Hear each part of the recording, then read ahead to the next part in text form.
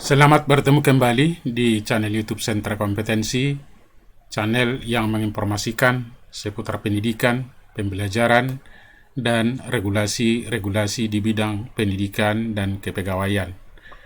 Pada kesempatan ini, channel YouTube Sentra Kompetensi menginformasikan hal yang penting, surat dari Direktorat Jenderal Guru dan Tenaga Kependidikan tertanggal 18 Februari 2024 yang berisikan penggunaan sistem pengangkatan kepala sekolah dan juga pengawas sekolah. Ini sesuai dengan peraturan yang ada, nampaknya ada penegasan yang perlu diketahui secara bersama. Mari kita simak isi daripada surat ini. Ini ditujukan kepada yang terhormat, semua Kepala Dinas Pendidikan Provinsi Kabupaten Kota, dan juga Kepala Badan Kepegawaian Daerah, Badan Kepegawaian dan Pengembangan Sumber Daya Manusia Kabupaten Kota di seluruh Indonesia. Nah, kita baca dengan hormat. Dalam rangka mendukung sistem meritokrasi, berarti meritokrasi ini memberikan kesempatan yang sama kepada orang-orang yang memiliki kompetensi, jadi bersifat adil, dalam pengangkatan kepala sekolah dan pengawas sekolah. Diperlukan suatu sistem pengangkatan kepala sekolah dan pengawas sekolah yang akuntabel, kemudian terintegrasi untuk mendapatkan kepala sekolah dan pengawas sekolah yang berkualitas sebagai pemimpin pembelajaran. Sehubungan dengan itu, maka kami menyampaikan hal-hal berikut. Nah, ini hal-hal yang penting. Pertama, pemerintah daerah sesuai dengan kewenangannya memastikan penugasan guru sebagai kepala sekolah harus memenuhi persyaratan berdasarkan pasal 2 ayat 1 Permendikbudristek nomor 40 tahun 2021 tentang penugasan guru sebagai kepala sekolah. Ini kalau kita baca Permendikbudristek nomor 40 tahun 2021, kalau tidak salah kurang lebih 10 persyaratan menjadi kepala sekolah, termasuk memiliki sertifikat sebagai guru penggerak. Nah, ini bisa nanti dibaca sendiri. Jadi nampaknya penegasan ulang. Yang B, pengangkatan guru sebagai jabatan fungsional pengawas sekolah harus juga memenuhi persyaratan berdasarkan 31 Permenpan nomor 21 2010, Jo Permenpan nomor 14 2016 tentang jabatan pengawas sekolah dan angka kreditnya. Ini juga kalau kita perhatikan ada beberapa ketentuan di sana, misalnya jadi pengawas itu harus sebagai guru 8 tahun minimal atau kepala sekolah dalam satu periode, dan golongannya paling rendah 4C dan sebagainya. Silahkan dicek kembali ketentuan dalam pasal 31 Permenpan nomor 21 tahun 2010. Kemudian C, mekanisme pengangkatan harus menuruti ketentuan peraturan perundang-undangan. Di sana juga tata cara pengangkatan sudah dijelaskan. Jadi ini penegasan ulang. Mungkin disinyalir ada beberapa daerah tertentu yang pengangkatannya belum sesuai dengan peraturan. Nah, yang kedua, ini makin dipertegas dalam hal persyaratan telah mengikuti pendidikan dan pelatihan calon pengawas sekolah dan memperoleh STTP tidak dapat terpenuhi, karena memang pelatihan untuk penerbitan STTP sekarang sudah hampir tidak ada oleh calon pengawas sekolah. Sertifikat guru penggerak digunakan untuk pemenuhan salah satu persyaratan sebagai pengawas sekolah berdasarkan pasal 13 Permendikbudristek nomor 26 tahun 2022 tentang pendidikan guru penggerak. Artinya kalau sudah ada sertifikat guru penggerak tidak otomatis bisa pengawas sekolah, itu baru salah satu persyaratan. Kalau memang belum memenuhi atau belum ada STTP-nya, jadi boleh digunakan. Nah, jadi banyak hal yang harus dipersiapkan. Yang ketiga, berdasarkan pasal 16 Permen PAN nomor 1 tahun 2023 yang terbaru ini tentang jabatan fungsional, diatur pengangkatan dalam jabatan fungsional melalui perpindahan dan jabatan lain harus memenuhi persyaratan termasuk di dalamnya lulus uji kompetensi. Nah, jadi kalau dari misalnya instansi lain pindah ke pengawas, walaupun memang itu sama-sama jabatan fungsional harus melalui uji kompetensi karena bidangnya beda-beda. Kemudian, serta tersedia lowongan kebutuhan untuk JF yang akan diduduki.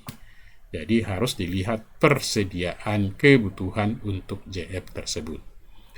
Kemudian, di poin 4, guna memudahkan pemerintah daerah dalam mengangkat calon kepala sekolah dan atau pengawas sekolah sesuai dengan ketentuan peraturan perundang-undangan, Kemendikbudristek telah menyediakan sistem pengangkatan kepala sekolah. Nah, jadi ini yang paling utama, sistem pengangkatan kepala sekolah dan pengawas sekolah melalui ada alamatnya https://pengangkatan ksps.kemendikbud.go.id. Artinya ini bisa diakses oleh semua orang dan mengetahui informasi. Jadi silahkan Bapak dan Ibu mengakses, mencoba melihat ini. Kemudian yang secara otomatis dapat memutakhirkan data kepala sekolah dan pengawas sekolah pada data pokok pendidikan atau Dapodik dan sistem informasi manajemen tenaga kependidikan Siptendik. Jadi alamat ini nanti otomatis bisa memutakhirkan data-data kepala sekolah baik yang sebelumnya sudah ada di Dapodik maupun Siptendik. Nah, dengan demikian dikatakan pemutakhiran data kepala sekolah dan pengawas sekolah tidak dapat lagi dilakukan secara manual melalui Dapodik dan Siptendik. Jadi harus melalui link atau alamat yang diinformasikan ini. Nah, ini yang sangat penting. Jadi bagi yang juga mau berminat kepala sekolah, pengawas sekolah harus memperhatikan alamat berikut.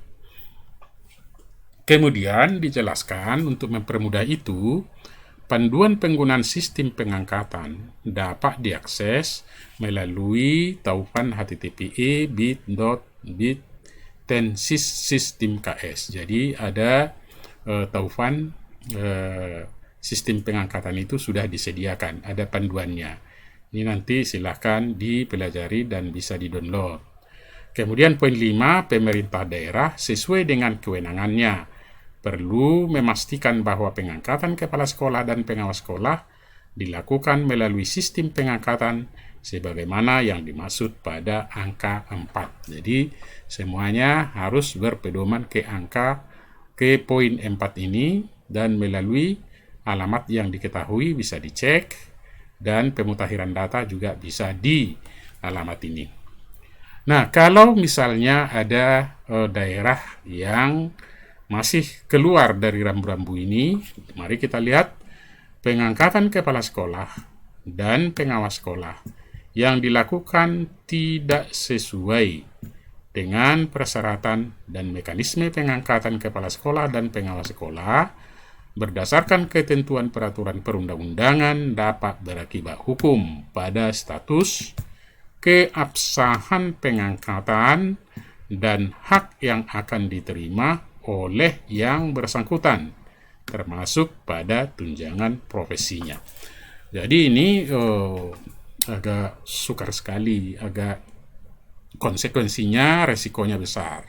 Statusnya juga bisa, status hukumnya bisa tidak sah, kemudian bisa juga tunjangan profesinya tidak diterima.